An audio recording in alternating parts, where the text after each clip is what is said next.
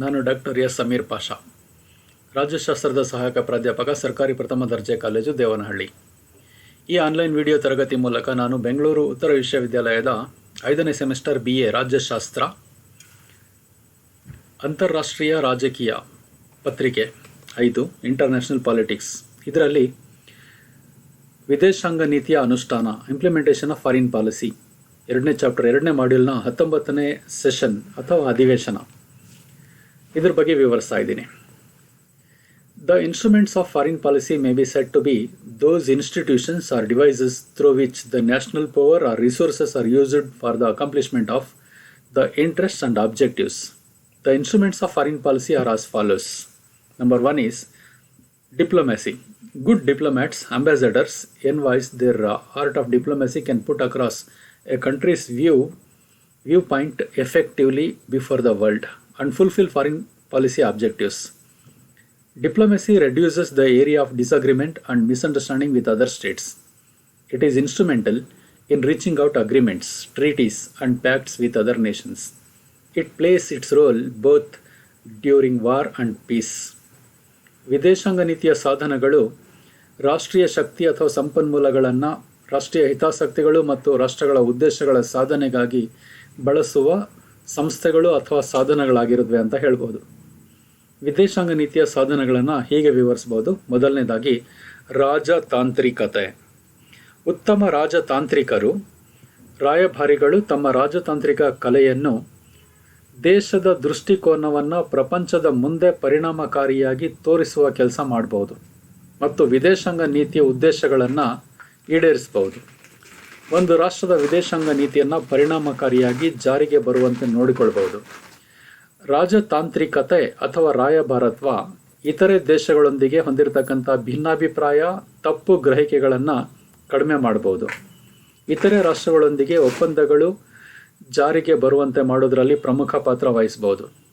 ಈ ರಾಯಭಾರತ್ವ ಯುದ್ಧ ಮತ್ತು ಶಾಂತಿ ಸಮಯದಲ್ಲಿ ತನ್ನದೇ ಆದ ಪ್ರಮುಖ ಪಾತ್ರ ವಹಿಸುತ್ತೆ.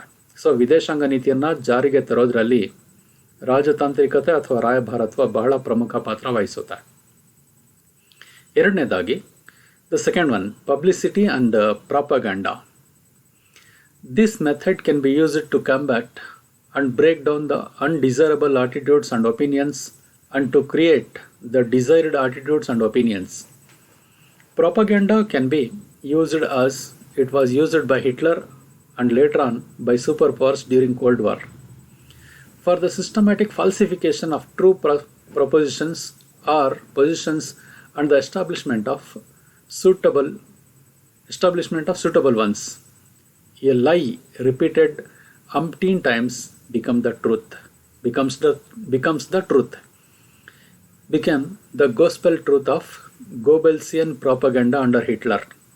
For instance, India's factuality strong case in Kashmir has been destroyed by a systematic and ceaseless propaganda by Pakistan. International wrong depiction of locations in the map also a method adopted to make wrong propaganda. Publicity through radio, television, magazines and other literature is also used as an instrument of foreign policy. These factors are employed by a nation for two purposes. Firstly, to building up its public relations, for removing undesirable facts like embarrassment, misunderstanding, suspicion, fear, etc. between itself and other nations, and secondly, for projecting a favorable and acceptable image to other nations. These also help in increasing the power and prestige of a nation. ಪ್ರಚಾರ ಮತ್ತು ಪ್ರಚಾರ. ಪ್ರಕಟಣೆಗಳು ಮತ್ತು ಪ್ರಚಾರ. ಅನಪೇಕ್ಷಿತ ವರ್ತನೆಗಳು ಮತ್ತು ಅಭಿಪ್ರಾಯಗಳನ್ನು ಎದುರಿಸಲು ಮತ್ತು ಒಡೆಯಲು ಮತ್ತು ಅಪೇಕ್ಷಿತ ವರ್ತನೆಗಳು ಮತ್ತು ಅಭಿಪ್ರಾಯಗಳನ್ನು ಅರ್ಚಿಸಲು ಈ ವಿಧಾನನ ಬಳಸಬಹುದು. ಪ್ರಚಾರವನ್ನು ಹಿಟ್ಲರ್ ಮತ್ತು ಅವನ ನಂತರ ಶೀತಲ ಸಮರದ ಸಮಯದಲ್ಲಿ ಸೂಪರ್ ಶಕ್ತಿಗಳು ಬಳಸಿದಂತೆ ನಿಜವಾದ ಪ್ರತಿಪಾದನೆಗಳು ಅಥವಾ ಸ್ಥಾನಗಳ ವ್ಯವಸ್ಥಿತ, ಸುಳ್ಳು ಮತ್ತು ಸೂಕ್ತವಾದವುಗಳನ್ನು ಸ್ಥಾಪಿಸಲು ಬಳಸಬಹುದಾಗಿದೆ. ಹಿಟ್ಲರ್ನ ಅಡಿಯಲ್ಲಿ ಗೋಬೆಲ್ಸಿಯನ್ ಪ್ರಚಾರದ ಸುವಾರ್ತೆ ಸತ್ಯವಾಗಿ ಸುಳ್ಳು ಪುನರಾವರ್ತಿತ ಬಾರಿ ಸತ್ಯವಾಗುತ್ತೆ. ಒಂದೇ ಸುಳ್ಳನ್ನು ಹಲವಾರು ಬಾರಿ ಪುನರಾವರ್ತಿಸಿದ್ರೆ ಸತ್ಯವಾಗುತ್ತೆ. ಹಿಟ್ಲರ್ನ ಪ್ರಚಾರ ರಾಯಭಾರಿಯಾಗಿದ್ದಂತಹ ಗೋಬೆಲ್ಸ್ ಈ ತಂತ್ರವನ್ನು ಬಹಳ ಪರಿಣಾಮಕಾರಿಯಾಗಿ ಬಳಸ್ದ ಎರಡನೇ ಮಹಾಯುದ್ಧದ ಸಂದರ್ಭದಲ್ಲಿ. ಆ ನಂತರ ಸೂಪರ್ ಪವರ್ ರಾಷ್ಟ್ರಗಳು ಸಹ ಇದನ್ನು ಬಳಸಿದ್ವು. ಈಗಲೂ ಸಹ ಹಲವಾರು ರಾಷ್ಟ್ರಗಳು ಪ್ರಚಾರ ಮತ್ತು ಪ್ರಕಟಣೆಗಳನ್ನು ವಿದೇಶಾಂಗ ನೀತಿಯನ್ನು ಜಾರಿಗೆ ತರೋದಕ್ಕೋಸ್ಕರ ಬಳಸ್ಕೊಳ್ತಾ ಇವೆ. ಉದಾಹರಣೆಗೆ, ಕಾಶ್ಮೀರದಲ್ಲಿ ಭಾರತದ ವಾಸ್ತವಿಕವಾಗಿ ಬಲವಾದ ಪ್ರಕರಣವನ್ನು ಪಾಕಿಸ್ತಾನ ವ್ಯವಸ್ಥಿತ ಮತ್ತು ತಡೆರಹಿತ ಪ್ರಚಾರದಿಂದ ವಿರೂಪಗೊಳಿಸಿದೆ. ಅಂದರೆ 371 ತೆಗೆದಾಕಿದ್ದಿರ್ಬೋದು. ಕಾಶ್ಮೀರಕ್ಕೆ ಸಂಬಂಧಪಟ್ಟಂತೆ ಭಾರತದ ನಿಲುವನ್ನು ಪಾಕಿಸ್ತಾನ ತಪ್ಪಾಗಿ ಪ್ರಚಾರಗೊಳಿಸಿ ವಿರೂಪಗೊಳಿಸ್ತಾ ಇದೆ. ನಕ್ಷೆಯಲ್ಲಿನ ಸ್ಥಳಗಳನ್ನು ಉದ್ದೇಶಪೂರ್ವಕವಾಗಿ ತಪ್ಪಾಗಿ ಚಿತ್ರಿಸುವುದು ಸಹ ತಪ್ಪು ಪ್ರಚಾರ ಮಾಡಲು ಅನುಸರಿಸ್ಕೊಳ್ತಕ್ಕಂಥ ಒಂದು ವಿಧಾನ. ಉದಾಹರಣೆಗೆ, ಭಾರತದ ಭಾಗಗಳನ್ನು ತನ್ನ ಭಾಗಗಳಂತ ಪಾಕಿಸ್ತಾನ ತೋರಿಸೋದು ಅಥವಾ ಚೀನಾ ತೋರಿಸೋದು, ಇದು ಒಂದು ವಿಧಾನ. ಹಾಗೆಯೇ ರೇಡಿಯೋ, ಟೆಲಿವಿಷನ್, ನಿಯತಕಾಲಿಕೆಗಳು ಮತ್ತು ಇತರ ಸಾಹಿತ್ಯಗಳ ಮೂಲಕ ಪ್ರಚಾರವನ್ನು ವಿದೇಶಾಂಗ ನೀತಿಯ ಸಾಧನವನ್ನಾಗಿ ಬಳಸಿಕೊಳ್ಳಲಾಗುತ್ತೆ, ಸುಳ್ಳು ಪ್ರಚಾರ ಮಾಡೋದರ ಮೂಲಕ. ಈ ಅಂಶಗಳನ್ನು ರಾಷ್ಟ್ರವು 2 ಉದ್ದೇಶಗಳಿಗೋಸ್ಕರ ಬಳಸ್ಕೊಳ್ಳುತ್ತೆ. ಮೊದಲನೇದಾಗಿ, ತನ್ನ ಸಾರ್ವಜನಿಕ ಸಂಬಂಧಗಳನ್ನು ಬೆಳೆಸ್ಕೊಳ್ಳೋದಕ್ಕೋಸ್ಕರ ತನ್ನ ಮತ್ತು ಇತರ ರಾಷ್ಟ್ರಗಳ ನಡುವಣ ಮುಜುಗರ, ತಪ್ಪು ತಿಳುವಳಿಕೆ, ಅನುಮಾನ, ಭಯ ಇತ್ಯಾದಿಗಳ ಅನಪೇಕ್ಷಿತ ಅಂಶಗಳನ್ನು ತೆಗೆದುಹಾಕಲು, ಮತ್ತು ಎರಡನೇದಾಗಿ ಇತರೆ ರಾಷ್ಟ್ರಗಳಿಗೆ ಅನುಕೂಲಕರ ಮತ್ತು ಸ್ವೀಕಾರಾರ್ಹ ಚಿತ್ರಣವನ್ನು ತೋರಿಸುವುದಕ್ಕಾಗಿ ರಾಷ್ಟ್ರದ ಅಧಿಕಾರ ಮತ್ತು ಪ್ರತಿಷ್ಠೆಯನ್ನು ಹೆಚ್ಚಿಸುವ ಸಲುವಾಗಿ ಈ ಪ್ರಚಾರ ಮತ್ತು ಪ್ರಕಟಣೆಗಳನ್ನು ರಾಷ್ಟ್ರಗಳು ಬಳಸ್ಕೊಳ್ಳುತ್ತವೆ. ಇವುಗಳ ಮೂಲಕ ವಿದೇಶಾಂಗ ನೀತಿ ಜಾರಿಗೆ ಬರುವಂತೆ ನೋಡಿಕೊಳ್ಳುತ್ತವೆ. Number 3, balance of power. This method is used for avoiding imbalance of power and strengthening the position of given nations. For example, Britain employed the principle of balance of power for a long time in the European power politics in order to maintain the status quo, things remaining the same, and prevent any particular power from being too strong. ಅಧಿಕಾರದ ಶಕ್ತಿ ಸಮತೋಲನ. Number 3, ಮೂರನೇ ಸಾಧನ. ಅಧಿಕಾರದ ಅಸಮತೋಲನವನ್ನು ತಪ್ಪಿಸಲು ಮತ್ತು ನಿರ್ದಿಷ್ಟ ರಾಷ್ಟ್ರಗಳ ಸ್ಥಾನವನ್ನು ಬಲಪಡಿಸಲು ಈ ವಿಧಾನನ ಬಳಸಲಾಗುತ್ತೆ. ಉದಾಹರಣೆಗೆ, ಯಥಾಸ್ಥಿತಿಯನ್ನು ಕಾಪಾಡಿಕೊಳ್ಳಲು ಮತ್ತು ಯಾವುದೇ ನಿರ್ದಿಷ್ಟ ಶಕ್ತಿಯು ಹೆಚ್ಚು ಬಲಶಾಲಿಯಾಗದಂತೆ ತಡೆಯಲು ಬ್ರಿಟನ್ ಯುರೋಪಿಯನ್ ಅಧಿಕಾರ ರಾಜಕಾರಣದಲ್ಲಿ ದೀರ್ಘಕಾಲದವರೆಗೆ ಅಧಿಕಾರದ ಸಮತೋಲನ ತತ್ವವನ್ನು ಬಳಸ್ಕೊಂಡಿತ್ತು. ನಾಲ್ಕನೇದಾಗಿ, ಸಾಮೂಹಿಕ ಭದ್ರತೆ, collective security. The principle of collective security is adopted to secure collective defense against a powerful nation or nations. Balance of power and collective security are extremely useful as instruments for smaller nations, which have a limited capacity to defend themselves.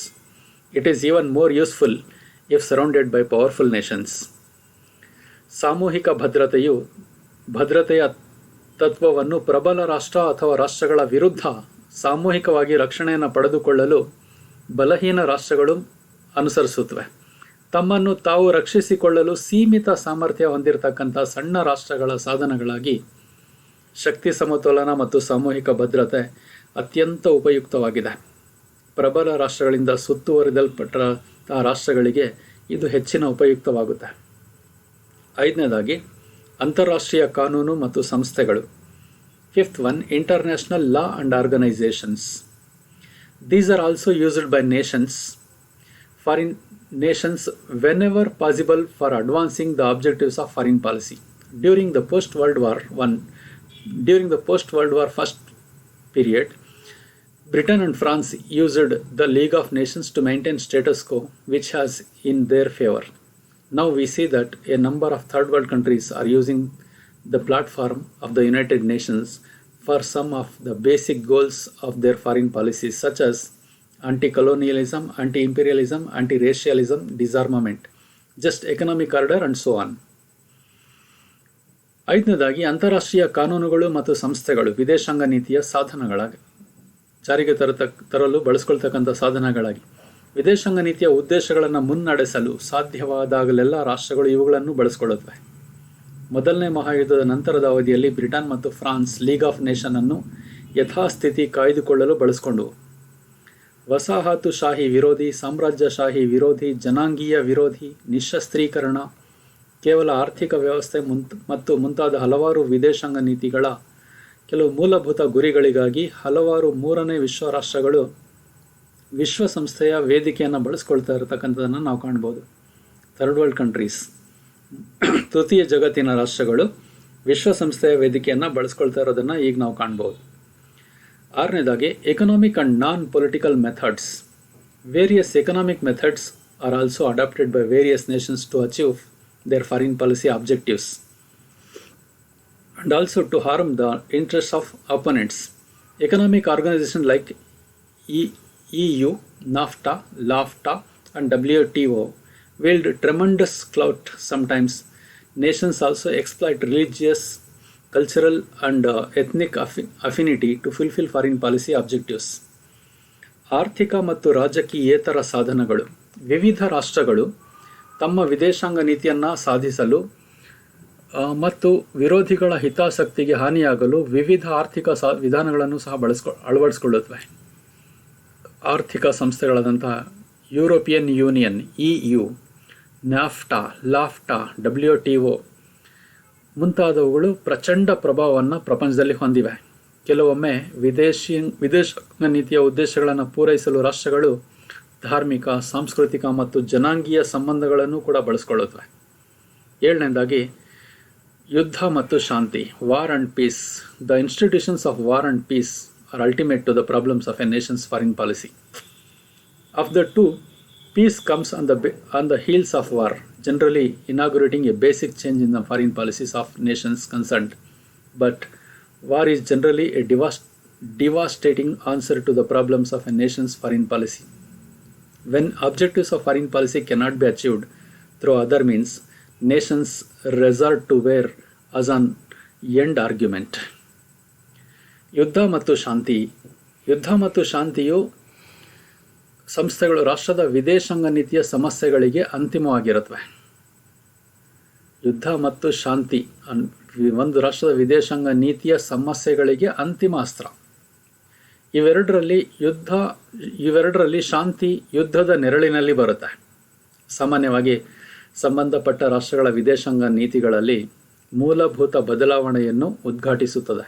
ಆದರೆ ಯುದ್ಧವು ಸಾಮಾನ್ಯವಾಗಿ ರಾಷ್ಟ್ರದ ವಿದೇಶಾಂಗ ನೀತಿಯ ಸಮಸ್ಯೆಗಳಿಗೆ ವಿನಾಶಕಾರಿ ಉತ್ತರವಾಗಿರುತ್ತೆ.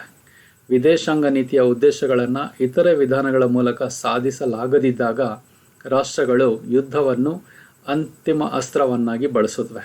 ಅಂದರೆ ವಿದೇಶಾಂಗ ನೀತಿಯನ್ನು ಜಾರಿಗೆ ತರೋದರಲ್ಲಿ ಅಂತಿಮವಾಗಿ ಯುದ್ಧ ಮತ್ತು ಶಾಂತಿಯನ್ನು ಬಳಸ್ತಾರೆ ರಾಷ್ಟ್ರಗಳು.